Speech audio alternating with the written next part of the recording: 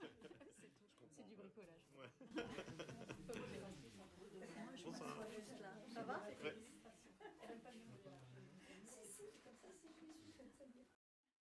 Ça y est, on y est. Bonsoir à toutes et à tous et merci d'être venus nombreux par cette chaude soirée de printemps. Merci Arnaud d'avoir accepté cette invitation. Avec plaisir.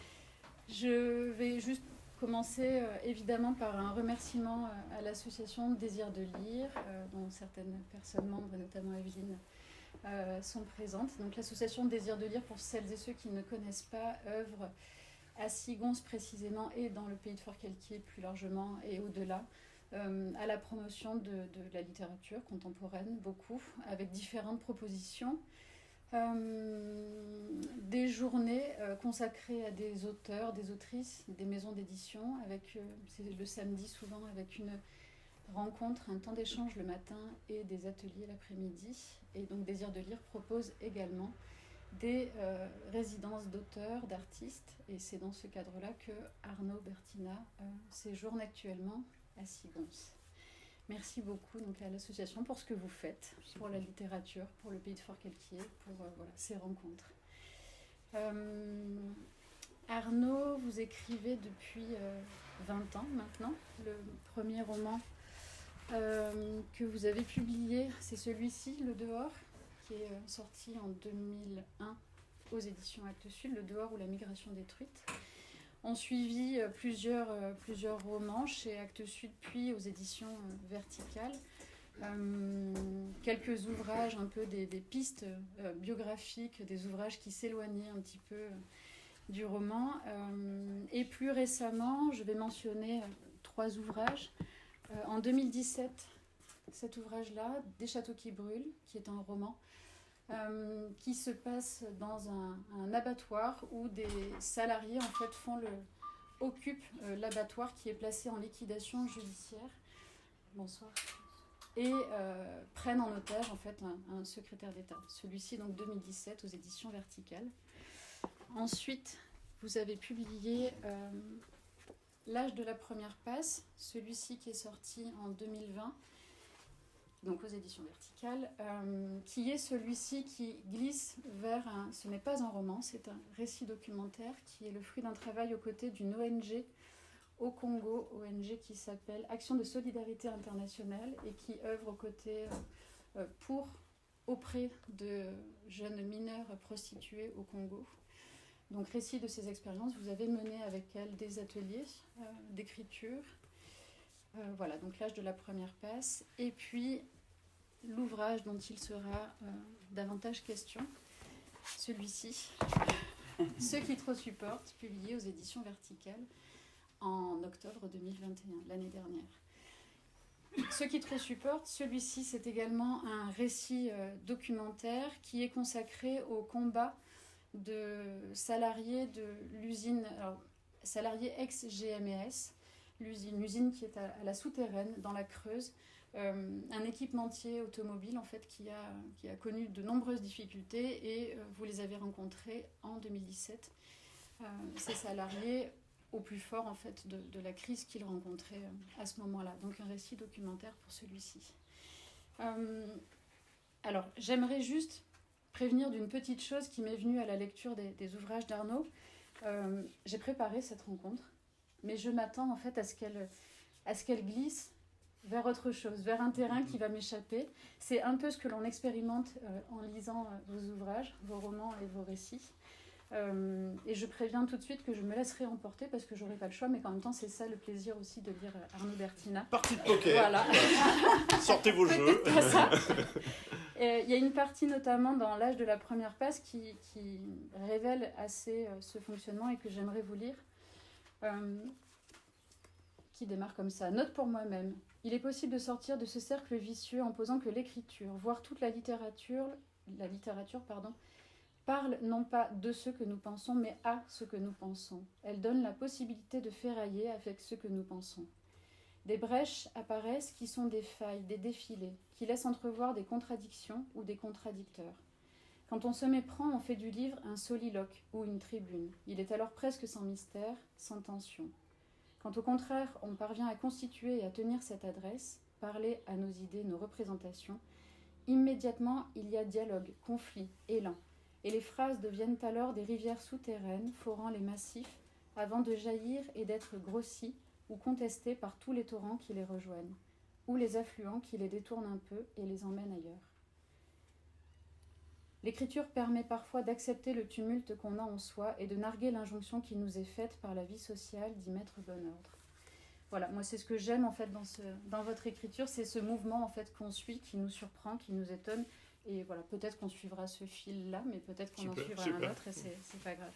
Et de la même manière, alors on a prévu de parler beaucoup de cet ouvrage qui est le plus récent, mais je m'attends évidemment à ce que l'on glisse vers les précédents parce que tout fait sens et que beaucoup de motifs se font écho, notamment avec évidemment des châteaux qui brûlent. Voilà, donc pour rappel, celui-ci est un roman, celui-ci est un récit, et les deux se passent dans une usine en situation de redressement, de liquidation judiciaire. Et ma première question, c'est celle-ci. Comment est née, en fait, voilà, je la pose comme ça, comment est née cette expérience comment vos pas vous ont amené auprès des salariés de cette usine GMS en 2017 ? D'abord, merci pour cette présentation-là, qui est à la fois précise et puis qui laisse les choses ouvertes, c'est agréable. Bonsoir, merci d'être là. En fait, il y a eu une naissance en 2 temps. Dans un premier temps, en 2017, je les rencontre parce qu'un ami sert nous met en présence en me disant, voilà, puisque tu viens de faire ce roman sur des salariés qui bloquent une usine, peut-être que tu auras envie de rencontrer les GMS. Et je les rencontre, effectivement, on passe une après-midi complète sur le site, et d'emblée, à la fin il y a une AG, il me passe la parole, moi j'ai pas grand-chose à dire à ce moment-là, si ce n'est tout de suite mon premier réflexe, ça va être de dire je me mets à votre service. C'est-à-dire, pendant les 3 heures là, que je viens de passer avec vous, il y a quelque chose qui m'a interpellé, qui m'a séduit, donc j'ai envie d'apporter ma pierre à ce combat-là. Et donc, je me mets à votre service. Je vais, si vous voulez, si ça vous intéresse, je raconterai votre histoire. Mais dans un premier temps, et c'est pour ça que je parle de deux naissances, dans un premier temps, mon idée, c'est juste d'écrire des articles. Pourquoi ? Parce qu'il y a alors c'est difficile parce que là je parle, il y a plusieurs auteurs qui sont dans la salle, mais j'ai toujours cette gêne avec les écrivains qui se précipitent sur un sujet et qui pensent que d'emblée, voilà, il y a un sujet de livre. Moi j'essaye de freiner toujours cette espèce de mouvement-là parce que je me dis que non, un sujet de livre, ça court pas les rues en fait. Des sujets d'articles, oui, il y en a des milliers, mais un sujet de livre, c'est autre chose. Il faut trouver autre chose. Il faut mettre à jour une sorte de cœur brûlant, une tension dramatique, pour que tout d'un coup le livre tienne, qu'il y ait quelque chose. Et donc dans un premier temps, pour moi, ça fait pas un pli. Je me lance pas dans un livre. Qui plus est, comme j'ai fait ce roman-là, avant de me dire que je vais à nouveau faire un livre quasiment sur le même sujet, il faut vraiment que le deuxième livre se distingue du premier. Il faut qu'il y ait quelque chose de supplémentaire. Et donc, pendant 2 ans, je vais faire 2 très gros articles de 30 pages pour Internet, puisque 30 pages dans la presse, ça ne se trouve pas trop. Et au bout de ces 2 années-là, à base d'entretiens, à base d'enquêtes un petit peu, etc., je vais finir par comprendre qu'effectivement il y a quelque chose de brûlant dans cette histoire-là, et parce que je vais réussir à le résumer de la manière suivante. Qu'est-ce que ça veut dire de respecter un système, donc en l'occurrence par exemple l'ordre républicain, alors que tout dans ce système vous méprise, vous malmène, vous broie, etc. En l'occurrence, donc ces ouvriers, ils ont une boussole, c'est rester dans la légalité, c'est ne pas faire brûler la préfecture, mais au contraire écrire une proposition de loi. Et donc, voilà, ils se trouvent dans cette situation-là, c'est-à-dire, en fait, ils continuent d'essayer d'être constructifs, alors que le système a montré pendant plus de 10 ans que, à leurs yeux, ils étaient rien, quoi. Enfin, aux yeux du système, ils étaient rien. Et là, je me suis dit, là, je l'aime, ma tension. Elle est là, cette tension. Elle est incroyable. C'est vraiment un nœud de contradiction Et donc là j'ai changé mon fusil d'épaule. Je me suis dit, ok, j'arrête les articles et en fait, je ramasse tout ça et plus dans un livre. Qui plus est, pourquoi aussi? Parce que justement, cette tension-là, je ne l'avais pas dans le premier roman. Je n'avais pas réussi à l'imaginer. Je ne l'avais pas inventé. C'est-à-dire que moi, j'avais inventé des personnages qui avaient du mal à passer dans le camp de l'illégalité, de faire quelque chose d'interdit. Mais donc j'étais face à d'autres personnages. Eux, à aucun moment n'ont voulu justement faire ce changement-là. Ils ont toujours voulu rester plus honnêtes que les patrons voyous qui se sont succédés à la tête de l'entreprise. Donc j'étais là face à quelque chose qui n'était pas dans le roman, et donc là aussi ça justifiait, ça ouvrait la possibilité d'un autre livre. Et donc ça prend la forme ce qu'on appelle un récit documentaire, qui n'est ni un écrit de journalisme, ni un roman, un peu des deux. Est-ce que vous sauriez en expliquer un peu les contours?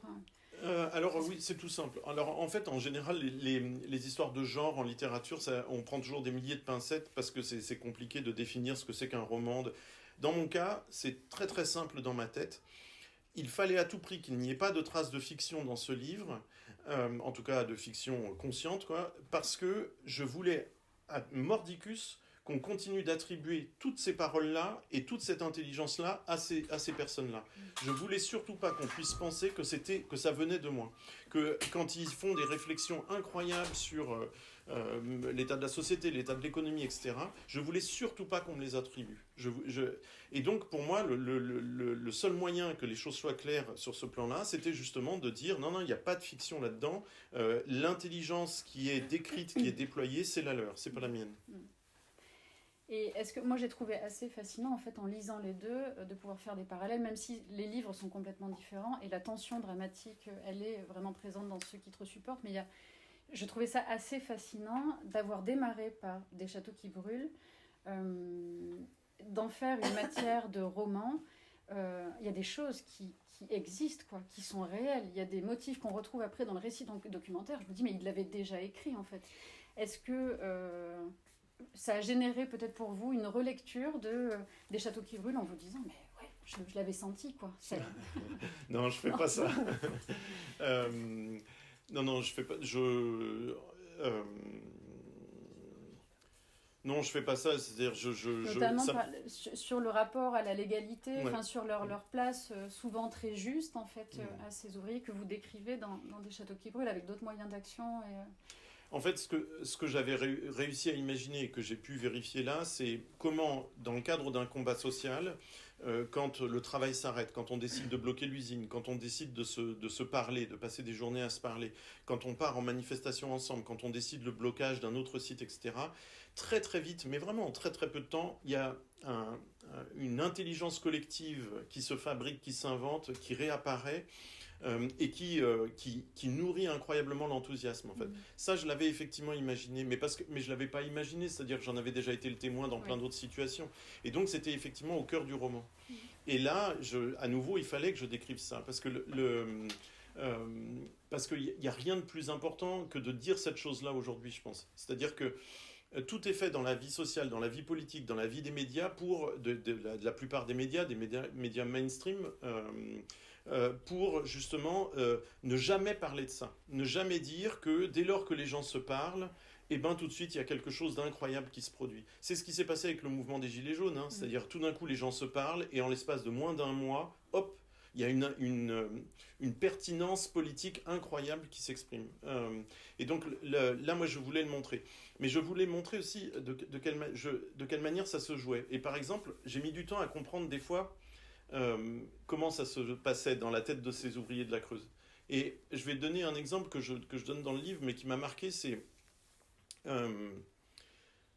un des GMES, Franck Caria, il a mon âge, c'est quelqu'un de très timide, très modeste, qui a un visage, encore presque un visage un peu d'enfant, enfin il fait pas du tout son âge.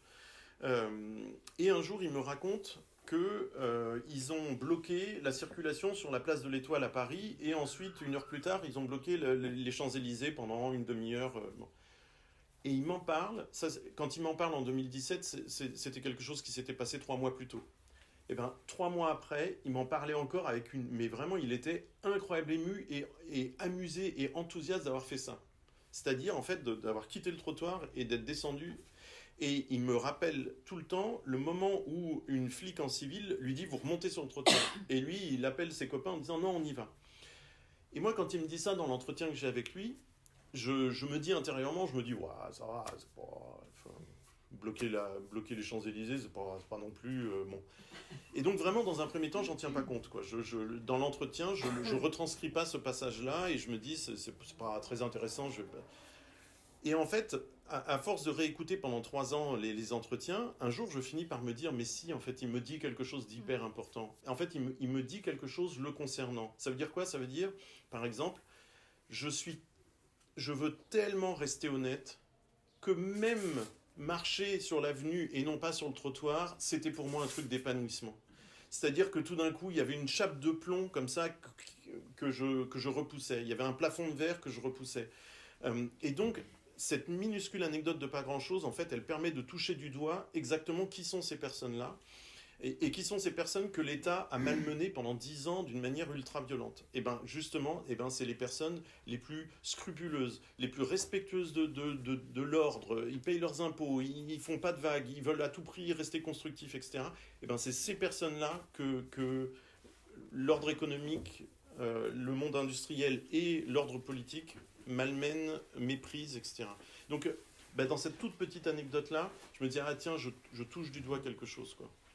Vous dites quelque chose au sujet de Yann Ogras aussi. Sa voix porte loin, marque peu de pauses, sauf pour écouter les autres.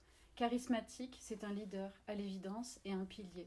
C'est aussi quelqu'un de joyeux, que la lutte n'a pas rendu amer. Il est en colère, mais semble imperméable à l'amertume. Non pas à l'émotion ou à la tristesse, mais à l'abattement. La colère occupe une place très importante dans ceux qui te supportent.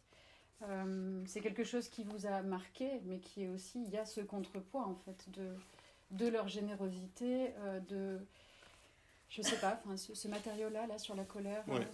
Le livre, il a deux jambes. C'est d'un côté documenter la colère, c'est-à-dire dire, voilà, par exemple, comment est-ce que des patrons voyous s'y prennent comment ils sont soutenus par l'État pour siphonner les finances d'une entreprise. Donc ça, je trouvais ça important de le raconter, de montrer que c'est très facile, en fait. C'est-à-dire qu'il n'y a rien dans la loi qui empêche les patrons de faire ça. Ce qui est quand même complètement sidérant. Mais je voulais à tout prix que le livre ait aussi une autre dimension et qui était rendre hommage à ces gens, à l'ADN de leur lutte. Et pour moi, c'était très important parce que trop souvent, dans le champ militant, sous toutes ses formes, peu importe, ce qui est partagé, c'est souvent l'amertume et la colère, et on en reste là. Et résultat, on vit avec une espèce de bille noire comme ça dont on ne sait pas trop quoi faire. Et donc moi, je rêve que certains livres puissent avoir une forme d'efficacité. Et donc l'efficacité, c'est de remettre l'accent sur la joie de se battre, remettre l'accent sur ce que le combat produit à l'intérieur du groupe qui se bat, c'est-à-dire cette intelligence dont je parlais tout à l'heure. Et puis aussi que ça puisse dessiner des espèces de perspectives, c'est-à-dire qu'est-ce qu'ils ont fait, qu'est-ce qu'ils ont proposé pour essayer de faire que une industrie comme ça ne disparaisse pas. Ils ont pour eux, en ressentant cette colère, face à cette colère, pas mal de garde-fous et qui sont vraiment admirables, c'est ce que vous dites. À la fois, ils gardent un respect de l'autorité, ils vous reprennent notamment à un moment en disant... voilà, attention, tu peux pas tout écrire, attention à ce que tu mets. Et ce sentiment-là du collectif qui se rapproche de la famille, Michel Prudhomme dit à un moment, est-ce que j'ai un moment spécial à vous raconter sur l'année de lutte? Eh bien, l'autre jour, quand Laurence Pache enregistrait des petits portraits pour Télérama, Michel Patelou, il était au bord des larmes. C'était l'autre chef d'équipe maintenance, Michel. C'était mon collègue. Il disait à Laurence et à la caméra, je vais quitter ma famille, c'est-à-dire l'usine, les collègues, et il était au bord des larmes. Du coup, j'étais très émue aussi. Vous comprenez? On est considéré par lui comme sa famille. C'était très émouvant de comprendre l'importance qu'on a eue pour lui. Après, moi, je dis à un autre moment dans le livre que j'aurais bien aimé ne pas écrire un livre de larmes. parce que justement c'est pareil, par exemple tous les documentaires des 20 dernières années sur le monde ouvrier, sur la fermeture d'Aulnay, sur etc., systématiquement voilà, l'image forte c'est ces mecs qui sont des baraques pas possibles et qui craquent et qui pleurent. Et je me disais, ben oui, il faut le dire, parce que enfin, c'est important de le dire. Et en même temps, il faut à tout prix aussi dire autre chose. Quoi. Les moyens d'action, notamment, avec cette histoire le projet de loi, en fait, qui émerge aussi de ce collectif. L'occupation de l'usine et ce coup de bluff qu'ils font. Est-ce que vous voulez en parler? Enfin voilà, c'est assez... c'est très fort, tous ces moments-là. Il y a le coup de bluff, je peux en parler. Puis avant, je peux parler aussi, revenir sur la question de la colère. Parce qu'il y a quelque chose qui est hyper intéressant. C'est à un moment, donc ils décident de... Et là, ça parle je raconte l'anecdote pour parler aussi de mon positionnement dans l'écriture du livre.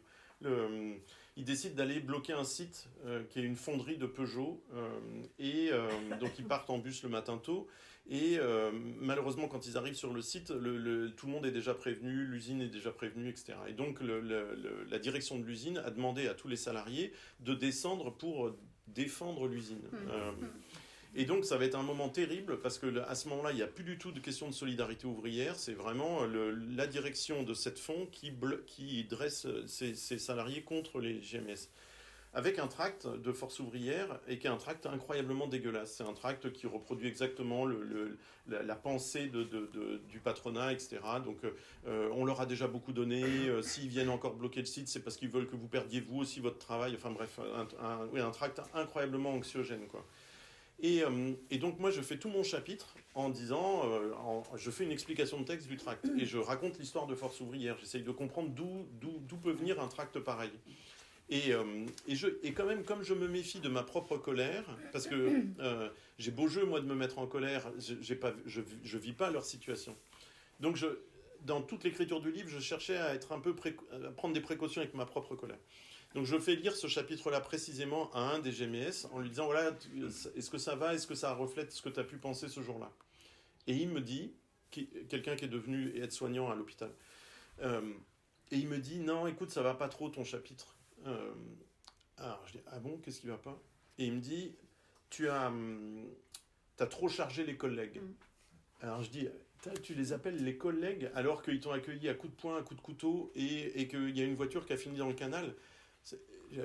Donc là je me dis, ah tiens, on retrouve la solidarité ouvrière, mais de la part de celui chez qui on l'attendait pas du tout, quoi. C'est-à-dire lui, il avait des raisons de plus être dans cette solidarité-là, puisqu'il s'était pris des coups de poing, alors que c'est une masse.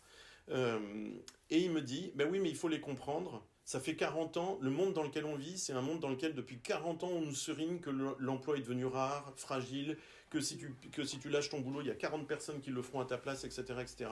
Donc on est tous dans cette anxiété-là, donc il faut comprendre les collègues. Je me suis dit, il est fort, quoi. Il est vraiment fort, parce que vraiment, il pourrait être encore plein de rancune, etc. Et il était aussi fort parce que justement, en fait, qu'est-ce qu'il faisait en me disant ça? Il me disait, bah non, t'es pas dans une description fine de la réalité, quoi. Et donc, il me rappelait à une espèce d'exigence littéraire, quoi, qui est de mieux décrire les choses, quoi. Et de pas voir bêtement des ennemis chez des gens qui sont en fait eux aussi des victimes du même ordre économique. Donc, sur la colère, c'est intéressant, quoi. C'est ne pas se tromper de colère aussi, c'est très important parce que c'est trop facile, pareil dans la littérature, quand on maîtrise un peu le langage et qu'on peut lui faire dire un peu n'importe quoi, c'est trop facile justement de construire des barricades de papier et de pas entendre que les gens, eux, sont complètement dans une autre construction. Et puis ensuite, chez eux, il y avait encore une fois la colère, elle était toujours un petit peu tempérée par l'excitation de faire des choses ensemble. Et donc ça aussi, il faut à tout prix en rendre compte, quoi. Que tout d'un coup, le moteur, ça n'est plus la colère, obligatoirement. Ça l'a peut-être été au départ, mais qu'ensuite, c'est l'excitation de se découvrir plus grand qu'on ne pensait. Et donc, il faut à tout prix le décrire comme ça. Il faut vraiment parler d'excitation, quoi. Sinon, si on reste uniquement dans le drame, dans la colère, je ne les peins que comme des victimes. Et donc, je fais à ce moment-là un geste artistique qui est dégueulasse. C'est-à-dire qu'au moment où eux, ils me prouvent qu'ils respirent, au moment où ils me prouvent qu'ils vivent plus large, et ben moi, je vais au contraire les décrire dans un tout petit espace, tout enfermé, tout mesquin. Ça, c'est comme geste artistique ou intellectuel, c'est pas possible, ça. Et donc, ils ont le courage de ces actions-là sur le projet de loi. Oui, ça c'est incroyable aussi. C'est-à-dire que qu'est-ce qu'on laisse parler en soi? Donc là, par exemple, ils sont 150 à se retrouver au chômage à l'automne 2017. Il y en a trois, plus une sympathisante qui est prof de philo au lycée de la Souterraine, qui, au lieu de se mettre devant la télé à jouer à des jeux vidéo en disant bon bah le système a été tellement dégueulasse avec moi que je veux plus en entendre parler, et ben en fait non, qu'est-ce qu'ils font? Ils s'enferment pour rédiger une proposition de loi. Et ça va leur prendre la rédaction, ça va leur prendre 6 mois, et puis ensuite, pendant 2 ans et demi, ils vont se battre pour que cette proposition de loi soit enregistrée à l'Assemblée nationale, etc. Là aussi, là, il y a quelque chose d'admirable. Pourquoi? Parce qu'en fait, il va utiliser son temps de chômage à faire quelque chose qui, de toute façon, aura aucune conséquence sur sa situation à lui, puisque, évidemment, la loi n'est pas rétroactive. Donc, en fait, son idée, c'était juste de dire, je veux que ce qui nous est arrivé ne soit plus possible, ne puisse pas arriver à d'autres. Je veux que quand un sous-traitant est obligé de licencier, eh ben, le donneur d'ordre, Renault, Peugeot, soit tenu pour responsable de la casse sociale, quoi. Donc, pur geste altruiste, incroyable geste altruiste, et en même temps, pas non plus un geste niais, puisque quand je lui dis, mais pourquoi passer 2 années de ta vie à faire ça, alors que tu sais très bien que l'Assemblée nationale, à majorité République En Marche, jamais ne votera un truc qui vise à encadrer le capitalisme aujourd'hui, et il me répond, je veux que ce soit eux qui nous disent merde. Je veux que ce soit eux qui nous disent, on ne veut pas protéger les salariés. Et là, il m'a bluffé ce jour-là, parce que c'est incroyablement intelligent. Historiquement, c'est incroyablement intelligent. Je veux pas faire les questions et les réponses. Je veux les laisser me dire qu'ils en ont rien à faire. Pour revenir à cette colère, vous écrivez cette courte phrase dans Des châteaux qui brûlent. Leur colère à mon égard est sous la peau, juste sous la peau, en embuscade. Il y a ce point de tension là entre différents points de tension en fait dans vos livres qui parlent de la colère, qui parlent de toute cette sphère là et le politique qui se fiche totalement des ouvriers. Il est beaucoup question des corps. Alors je montre ces deux-là. La couverture est très parlante de celui-ci. C'est une photo de Thierry Laporte qui a été publiée dans Libération. Ce sont les ouvriers Oui, dans les GMS. Ouais. Et c'est aussi la question du corps très présente évidemment dans l'âge de la première passe. Et vous avez cette phrase dans celui-ci.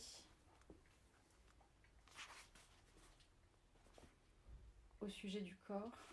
Voilà que je l'ai perdu. Oui, en fait vous parlez d'un colloque que vous avez consacré à l'œuvre de Volodine. Je ne reprends pas tout le texte de départ. Qui parle du corps et des émotions. Donc vous parlez de l'œuvre de Volodine, de Venaille et de Laurie. Les rêves écrasés d'une autre vie meilleure dont l'écrasement est une humiliation considérable. Chez ces trois-là, donc Venaille, Laurie et Volodine, et beaucoup d'autres certainement, le spectacle de la vie humiliée est insupportable. Il aura poussé à écrire. Voilà, cette place-là du corps, cette observation depuis votre point de vue, depuis votre place à vous d'écrivain sur ce langage du corps. Oui, il y a une scène discrète dans Ceux qui trop supportent où un jour je serre la main à un homme, Patrick Brun, et en fait en lui serrant la main, sans l'avoir regardé, je comprends qu'il lui manque un doigt.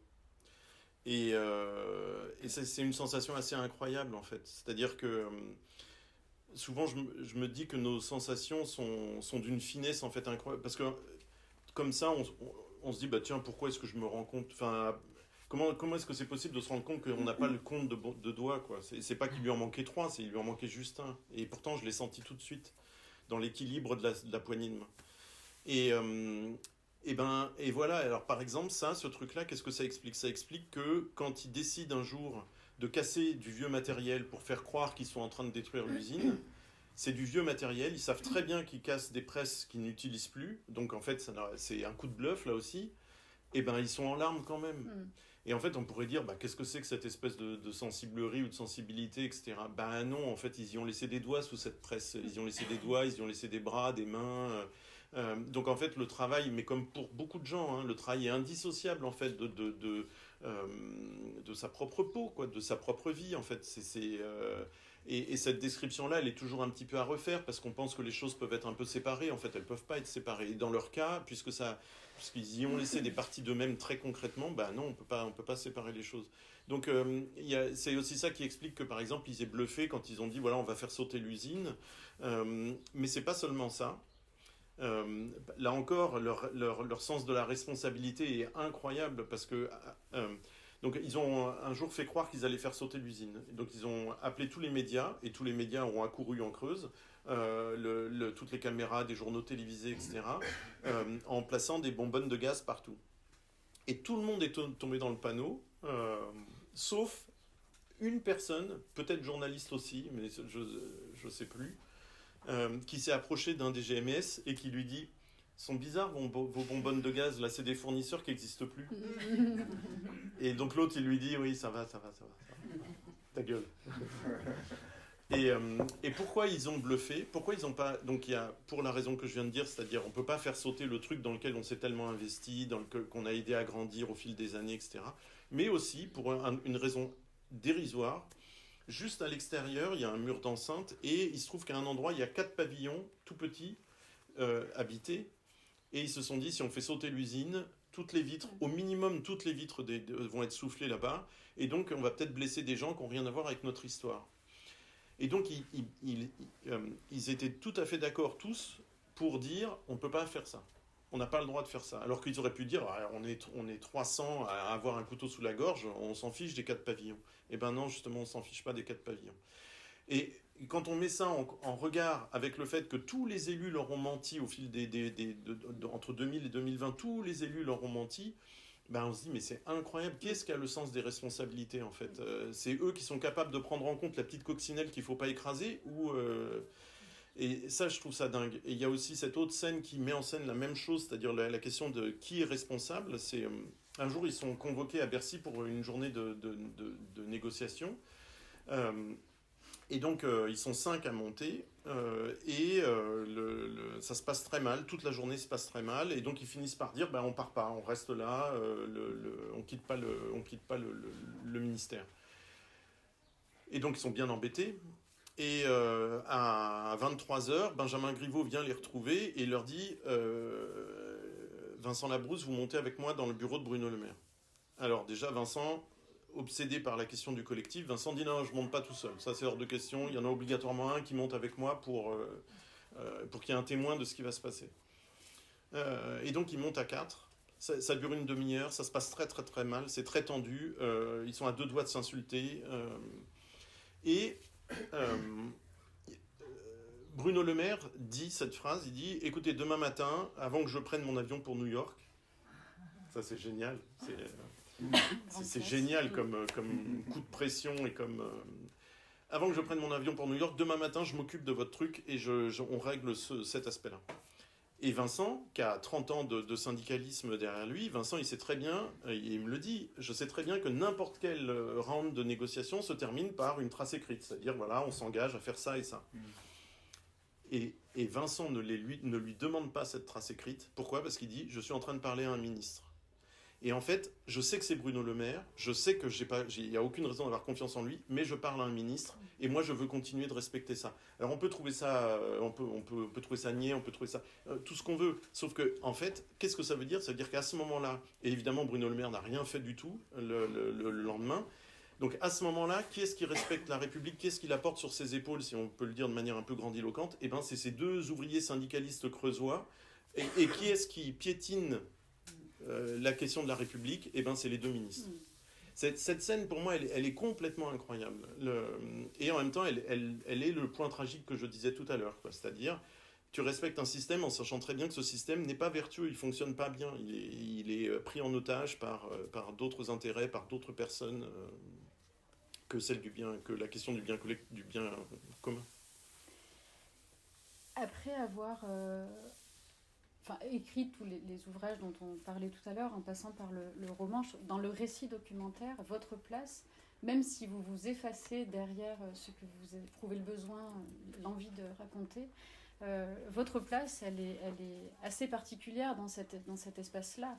C'est un espace d'observation, de questionnement, de doute. Voilà, je sais pas, j'ouvre un peu cette question-là parce que c'est assez fascinant. Vous le dites là dans les réponses que vous donnez et on le lit aussi. Cette question-là de qu'est-ce que ça veut dire? Voilà, cette observation, cette analyse des choses. En fait, j'ai été très marqué par la lecture d'un texte d'une anthropologue, Jeanne Favret-Saada, qui, parlant d'une enquête qu'elle faisait dans les années 70 sur la sorcellerie en France, a fait d'abord un long texte méthodologique pour s'en prendre à l'anthropologie à la française. Et elle dit, il y a un problème avec cette anthropologie-là, c'est que les anthropologues regardent leur sujet d'étude de très haut, comme si c'était un objet, et ils oublient de dire que tout ça c'est très subjectif tout le temps, quoi. Et ils oublient de dire comment est-ce qu'ils ont fait cette enquête, etc. C'est-à-dire, en fait, ils présentent ça comme une espèce de vérité, comme ça, qui serait indubitable, etc. Ça, c'est un questionnement en fait qui a toujours eu lieu dans la littérature. Toujours. C'est-à-dire dans toute la littérature, y compris dans la littérature classique, il y a toujours la question du point de vue qui est posée soit de manière explicite, moi, là, dans les livres, soit de manière beaucoup plus subtile dans les grands romans classiques, etc. Mais en tout cas, elle a toujours... la littérature quasiment a toujours fait ça, de s'interroger sur son propre regard, sur sa position par rapport aux choses, par rapport à l'histoire qu'on raconte, ça, et ça, moi, je trouve ça, on pourrait dire que c'est un obstacle, que ça freine le récit, que ça freine le regard, etc. En fait, non, moi, je pense que c'est hyper riche. Je vais donner un exemple concret. Au Congo, alors j'arrive au Congo et pareil, j'essaye toujours d'être mesuré ou, disons, humble, c'est-à-dire, c'est pas parce que j'ai fait plein de voyages en Afrique subsaharienne que je suis capable de faire un discours sur l'Afrique subsaharienne, sur les pays, sur tel ou tel pays, sur telle ou telle partie de la population. Non, je suis pas du tout capable. Il faudrait que je vive là-bas longtemps pour peut-être pouvoir commencer à espérer le faire. Et je sais même pas si c'est souhaitable. Mais donc j'y vais avec beaucoup de pincettes. Euh, Résultat, le livre que j'écris, c'est pas du tout un livre où je fais des théories sur ces jeunes femmes, parce que justement je pense que je ne suis pas en mesure de le faire. En revanche, c'est un livre où j'essaye de raconter comment je les ai approchées et comment elles m'ont approché, comment peut-être un peu de confiance s'est mis en place au fil des mois. Et donc, résultat, je fais une sorte de portrait en ombre chinoise, par exemple, où je ne travaille pas l'intérieur de la personne, mais je travaille les contours, je travaille la zone comme ça de friction entre elle et moi. Et ça, je pense que c'est nécessaire pour ne pas enfermer les personnes dont on parle dans quelque chose qui serait schématique, qui serait caricatural, qui serait réducteur, enfin bon, etc. Le, et donc, par exemple, ces jeunes femmes au Congo, euh, je vais donner un exemple précis. Je parlais avec elles en français. Elles parlent couramment français. Euh, Parce que, évidemment, moi, malheureusement, je parle aucune des trois grandes langues du Congo, le Lari, le Kituba, le Lingala. Sauf qu'en leur demandant de s'exprimer en français, bah, obligatoirement, je les amenais sur un terrain où il y a certaines choses qu'elles ne pourraient pas dire en français, parce qu'en fait, eh ben, voilà, la langue française là-bas, c'est une langue qui a une histoire, etc. Et donc, c'est pas la langue de l'intimité, c'est pas la langue de réflexion très personnelle, c'est plutôt la langue du pouvoir, c'est plutôt la langue oui, du pouvoir, quoi. C'est la langue des profs, et elles ont toutes été virées de l'école, etc. Et bien en fait, en disant ça, à la fois je dis que donc je les ai manquées, ces jeunes femmes, puisque je leur ai demandé de s'exprimer dans une langue où elles ne pouvaient pas complètement s'exprimer, et en même temps, en disant ça, eh ben j'attrape quelque chose d'elles. C'est-à-dire, j'arrive à tourner autour de quelque chose qui leur est propre, qui est leur singularité, qui est voilà, qu'elles ont une langue dans laquelle elles ne peuvent pas tout exprimer pour des raisons historiques. Donc en fait, c'est intéressant. Je pense que c'est quand même intéressant c'est pas pour me mettre en scène, c'est pas pour parler de moi, je le fais jamais la plupart du temps. Mais là, comme j'étais face à des vraies personnes, il m'a semblé qu'il fallait à tout prix que j'apparaisse dans le champ de la caméra, quoi. Que je pouvais pas faire comme si j'avais une espèce de vérité à révéler sur ces jeunes femmes. Mais voilà, c'est pas un crève-cœur parce que en expliquant comment je les ai manqués, et ben en fait je les manque pas.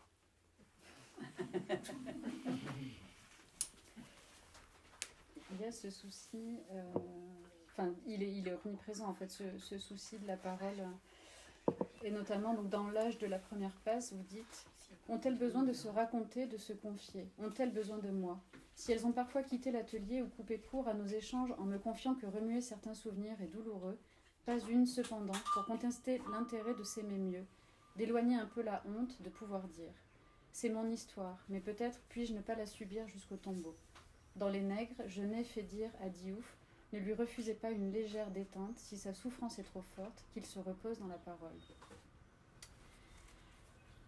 Et vous avez, voilà, c'est ce que vous disiez en fait, toujours ce souci de la parole telle qu'elle est donnée, la rapporter telle qu'elle est donnée, et se questionner en fait en tant qu'observateur si certaines choses ne vous semblent pas vraiment justes, si certains mots ne sont pas vraiment les bons, peut-être que leur emploi veut dire quelque chose malgré tout en fait. Exactement.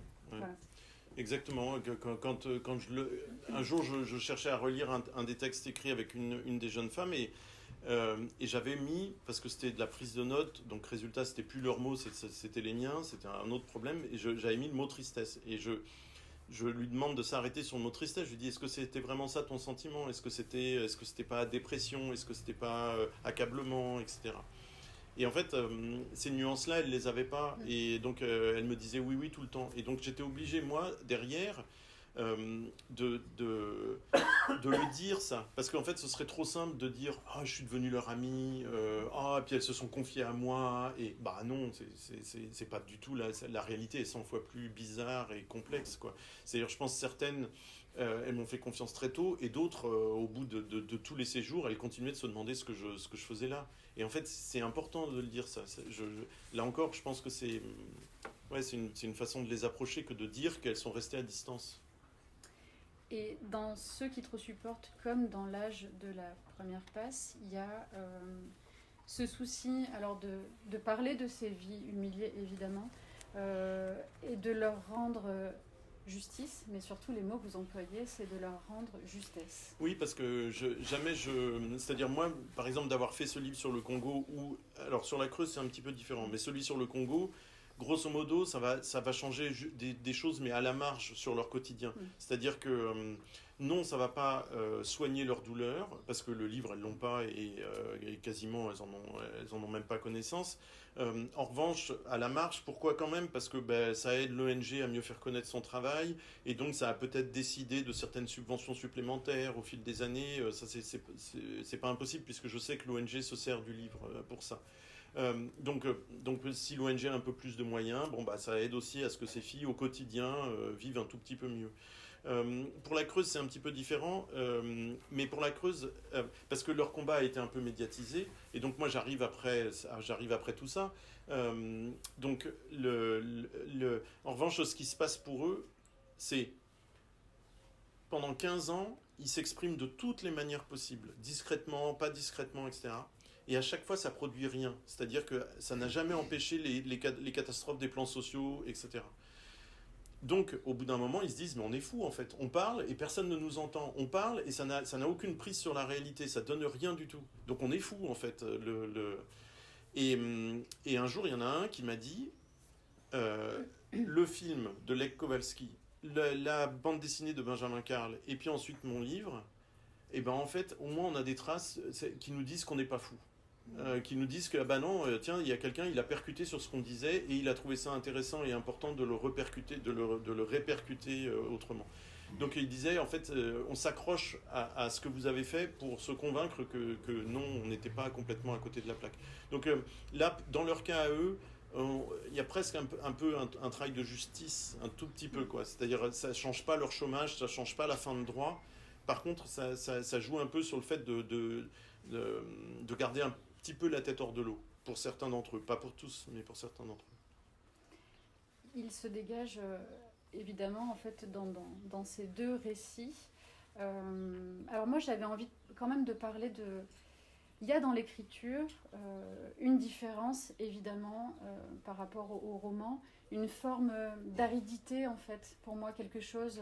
Enfin, voilà, les notes occupent une place, mais elles ne sont pas arides du tout, elles ne sont pas rébarbatives, au contraire. Elles sont intéressantes, elles accompagnent vraiment la lecture, mais je trouve qu'il y a quelque chose d'un peu, voilà, dans l'enchaînement de certaines situations, voilà, une forme d'aridité, je trouvais, et en même temps qui est totalement contrebalancée par la polyphonie que vous mettez en place, par les parcours de tous ces personnages, dans l'âge de la première place comme dans ceux qui te supportent. Voilà, vraiment un équilibre en fait entre ces deux matériaux factuels d'un côté, le quotidien, ce que vous vivez au jour le jour, votre observation, et ces paroles-là rapportées. En fait, moi, même quand je vais sur ce terrain-là, c'est-à-dire, par exemple, pour ceux qui trop supportent, on peut dire un terrain un peu militant, etc. En fait, même quand je vais sur ce terrain-là, j'y vais avec ce qui me passionne, c'est-à-dire avec les outils de la littérature, c'est-à-dire en me disant quelle forme je peux bricoler pour essayer de rendre le mieux compte de ce que j'ai vu et de ce que j'ai vécu avec eux, etc. Donc, mon excitation, elle est aussi là. Elle est pas. Je continue de faire ça en littéraire. Une autre polyphonie qui est présente aussi dans vos ouvrages, c'est les auteurs, les penseurs, les Oui. philosophes, tous ceux que vous avez lus en fait et qui viennent apporter Qui viennent aussi. nourrir ça. Ouais. Ben oui, c'est mon excitation, elle est là. C'est bricoler des formes et donc par exemple avoir dans le cas de ces deux livres, avoir des chapitres qui soient un peu comme des toupies impossibles à arrêter, quoi. C'est-à-dire peut-être qu'au départ on part sur quelque chose de très précis et puis en fait ça agrège d'autres choses et au final peut-être certains chapitres c'est difficile de les résumer parce que on est passé de la situation de l'usine à un souvenir de vacances à mais bon, je travaille pour que ce soit cohérent tout ça, quoi. Mais voilà l'idée de chapitres un peu peut-être échevelés. Ce que sans doute un scientifique ou un journaliste s'autoriserait moins, quoi. Alors que moi, le but du jeu, c'est d'essayer le plus possible de laisser un peu le propos ouvert et de faire rentrer à l'intérieur du livre des choses que normalement on laisserait de côté. Donc par exemple, je sais pas, il y a le chapitre qui s'intitule Une omelette de compétition. Bon, on va le trouver que dans un livre, on va pas le trouver dans un article ou dans une enquête. C'est-à-dire de continuer à faire que le livre puisse se nourrir de plein de tonalités différentes et de plein de moments ou d'observations différentes. C'est-à-dire à la fois une scène dans un ministère et puis en même temps des petits détails peut-être un peu dérisoires, mais dont moi je vais essayer de montrer qu'ils ne le sont pas, quoi. Donc oui, le livre agrège plein de choses différentes. Pour vous, parler de ces combats, de ces corps, de ces vies humiliées, je parle donc de ces deux ouvrages-là, mais je ne vous fiche pas dans le récit documentaire, je pense que vous irez vers d'autres. Est-ce que pour vous, en tant qu'auteur, en tant qu'écrivain, c'est se montrer davantage engagé? Est-ce que c'est le projet d'aller chercher d'autres formes de beauté, peut-être, d'autres... Oui, alors la question de l'engagement, c'est tout le temps qu'elle revient.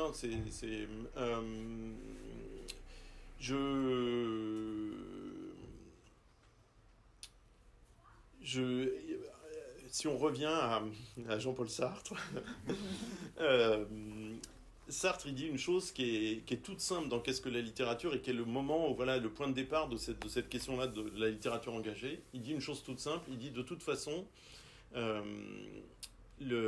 est tout le temps embarqué, ici de Pascal, on est tout le temps embarqué. C'est-à-dire que celui qui, dans un moment insurrectionnel, décide de faire 200 pages de romans sur un pot de fleurs, il a fait un choix, c'est-à-dire qu'il estime qu'à ce moment-là, la révolution qui a lieu en bas de chez lui, ça n'a pas lieu d'être dans son travail artistique.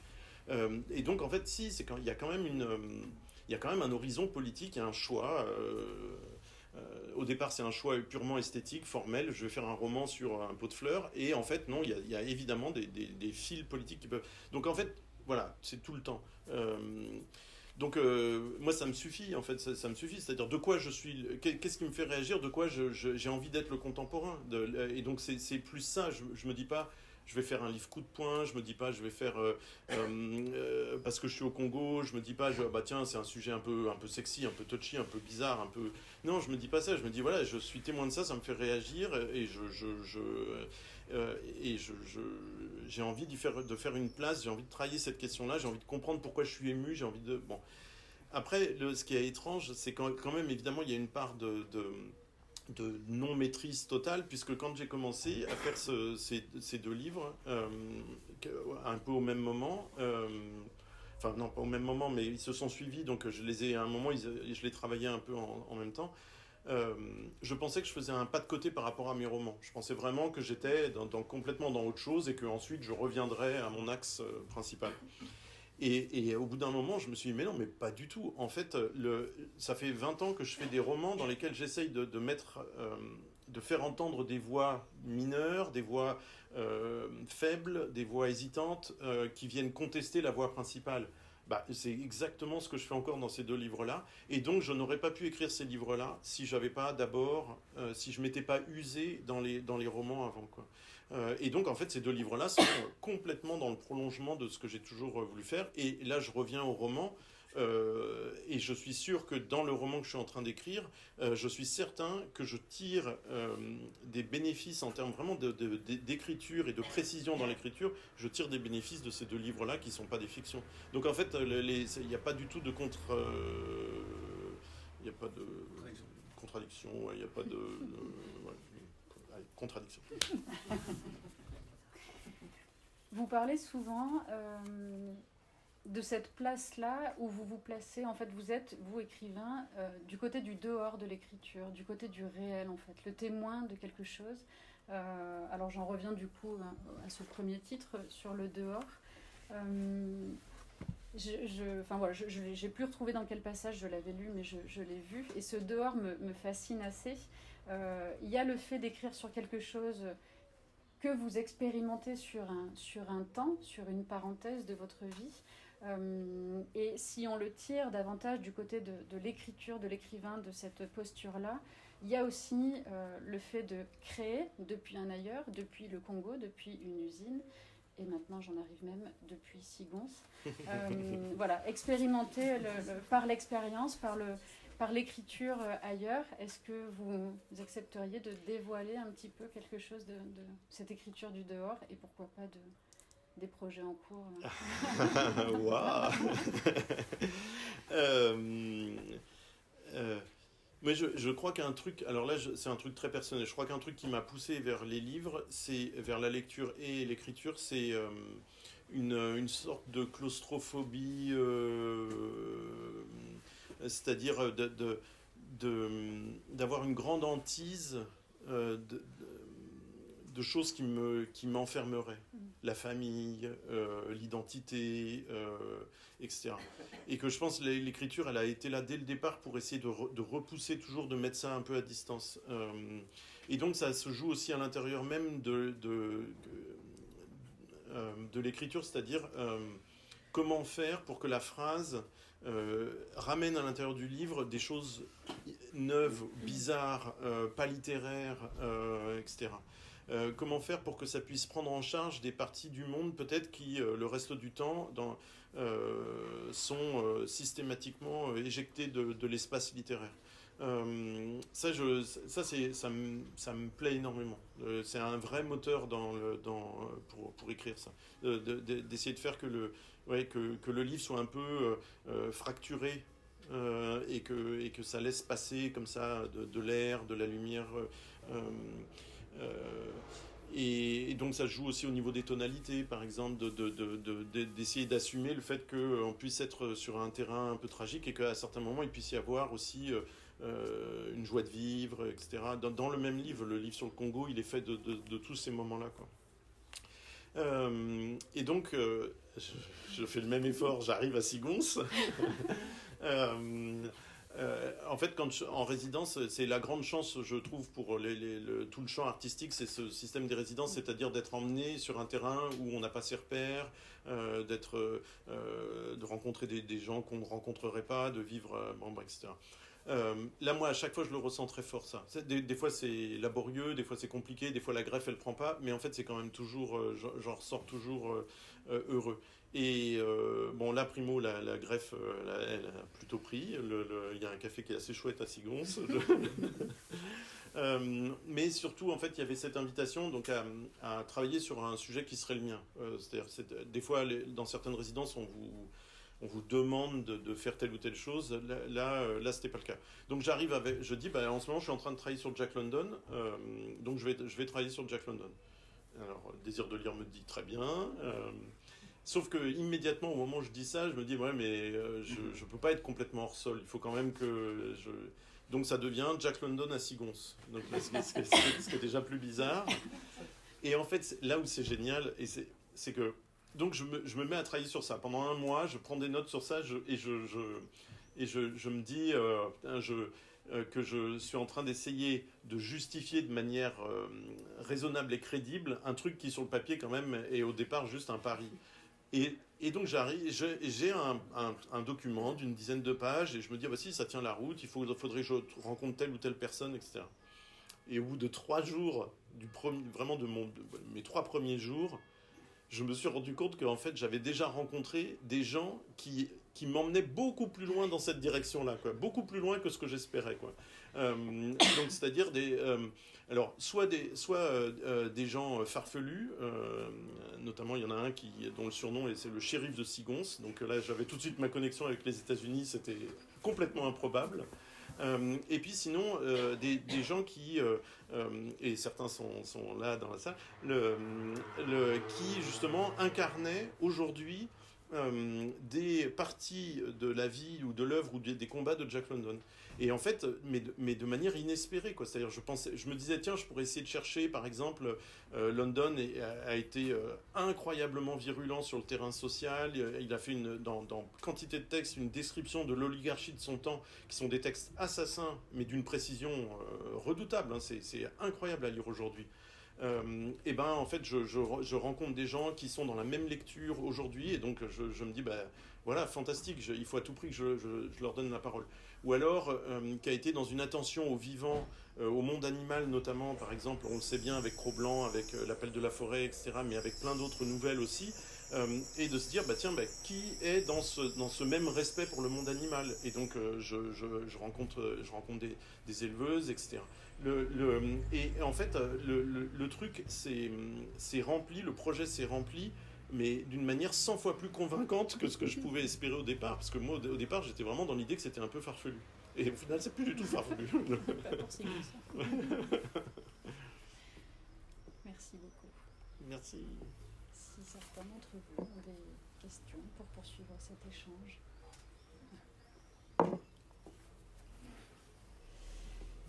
Merci. Oui. Moi j'avais une question sur le titre, parce que je sais que vous n'écrivez jamais quoi que ce soit pour faire joli, on a bien compris. Alors pourquoi l'inversion? Alors j'écris jamais quoi que ce soit pour faire joli. Faudrait le prendre avec des pincettes parce que quand même, je disais tout à l'heure, j'essaye quand même que tout s'inscrive justement, que tout ça reste dans le champ littéraire, même si des fois je vais au bord du champ littéraire. C'est quand même ça ma recherche, quoi. C'est quand même, pardon de le dire de manière aussi bébête, mais c'est le beau, quoi. Enfin, je cherche quand même ça, quoi. Et notamment certains titres, j'espère qu'ils sont jolis. Mais celui-ci, en fait, il a une histoire assez amusante, effectivement. Je n'ai pas eu de titre jusqu'à la fin. En fait, je cite à un moment François Bon, qui en fait, dans un livre magnifique, un petit livre magnifique qui s'appelle Parking, à un moment cite Eschyle. Il dit lui-même qu'il coud un vers d'Eschyle à son propre texte. Et le vers d'Eschyle, c'est parler convient mal à ceux qui trop supportent. Et tout d'un coup, j'étais en train de recopier ça pour une note de bas de page, et je me dis ah mais non, mais il est là mon titre. Et alors ce qui est hyper drôle, c'est que dans les jours qui ont suivi, soit par mail, soit au téléphone, je dis à des amis voilà, j'ai un titre. Alors ils me disent oh super. Et quelques jours après, je suis en Creuse parce qu'il y a les prud'hommes. Et donc, en attendant le résultat de l'audience, on est sur le parking. Et les types me disent, alors, c'est quoi ton titre? C'est quoi ton titre? Et je dis, bah, c'est ceux qui trop supportent. Et ah ouais. Donc là, il y avait un truc très littéraire qui me sautait au visage. J'en avais conscience, mais là, c'était encore plus clair, quoi. Ça leur parlait pas du tout, quoi. Mais alors, vraiment pas du tout. Mais donc voilà, ouais, c'est l'histoire de ce titre-là. Mais en fait, il faut entendre une espèce de suite derrière, quoi. C'est-à-dire, ce que j'enlève d'Eschyle, c'est le début du vers. Parler convient mal à ceux. Mais en fait, ceux qui trop supportent, on peut imaginer aussi une suite, c'est-à-dire comment est-ce qu'ils se comportent derrière, quoi. Et ben, ils se comportent comme j'essaye de le dire dans le livre, quoi. C'est-à-dire avec cette espèce de sens de vieille vertu républicaine, presque chez les anciens Romains, etc., quoi. Et ça fait écho à la toute fin du livre. Puisqu'à la toute fin du livre, à un moment, il y en a un, Vincent Labrousse, qui me dit qu'il vient de lire les mémoires de Georges Guingouin, qui était le chef du maquis dans la région de Limoges. Et il me fait cette réflexion incroyable, parce que Vincent Labrousse, son autre boussole, c'est la paix. Et il me dit, il n'aurait pas fallu que je lise ce livre quand on était encore en train de se battre, quoi. Et en fait, ça voulait dire, Guingouin, il a pris les armes, et si je l'avais lu dans les années où on se battait, je ne sais pas ce que ça m'aurait fait, quoi. Et donc, je termine sur les vers d'un Anglais qui dit il faut se méfier de la... non.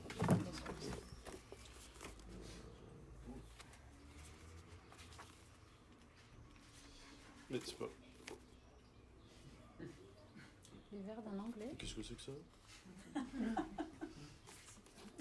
Oui, j'ai jamais vu cette page. Mais c'est incroyable. Mais oui. Donc celui-là, Mais c'est pas le bon. Ils ont bien notre livre. Mais c'est incroyable. C'est pas ceux qui trop supportent dedans, c'est Mémoires de l'inachevé.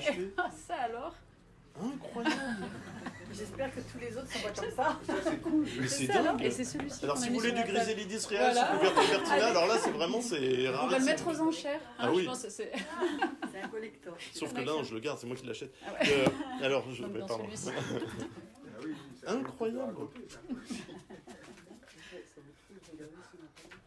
Bah oui. Après je raconte un truc. Prenez garde à la colère d'un homme patient. C'est une phrase terrible. Et donc le livre commence avec ceux qui trop supportent et se termine sur cette phrase-là. Prenez garde à la colère d'un homme patient. Vraiment, c'est une phrase incroyable. Moi, j'y voyais aussi un lien avec celui-ci, ceux qui trop supportent des châteaux qui brûlent. Oui. Ouais. Sauf que justement, ils s'interdisaient d'aller jusqu'à cette étape-là. Même dans les sonorités. C'est un titre en 5 syllabes avec un relatif, ils se ressemblent quand même. Il y a un petit écho. Voilà, vous voyez, c'est travaillé quand même le joli à l'oreille. Non, une anecdote donc, qui a à voir avec ce truc incroyable, j'étais libraire il y a très longtemps et j'étais libraire au moment où Joël, au moment où le jardin des plantes paraît. Et donc on l'avait mis en présentation et c'était dans un quartier où il y avait souvent des touristes et donc il y a un homme, je sais pas, 30, 35, 40 ans qui rentre, qui va directement au livre qui était en présentation, aux 5 livres qui étaient comme ça en présentation à l'entrée de la librairie, qui feuillette le jardin des plantes de Simon et puis il y a plein de jeux graphiques, etc. Et donc il me l'amène immédiatement à la caisse, il me dit faut le renvoyer, il y a une erreur, il y a une malfaçon. Alors tu te retrouves à devoir expliquer à 23h à un client qui était là pour se balader sur le boulevard Saint-Germain, de lui expliquer pourquoi Claude Simon il a construit son texte comme ça. C'était un peu de la haute voltige. Ouais. Moi-même j'étais plus très frais, je suis pas certain d'avoir réussi à le convaincre que c'était voulu.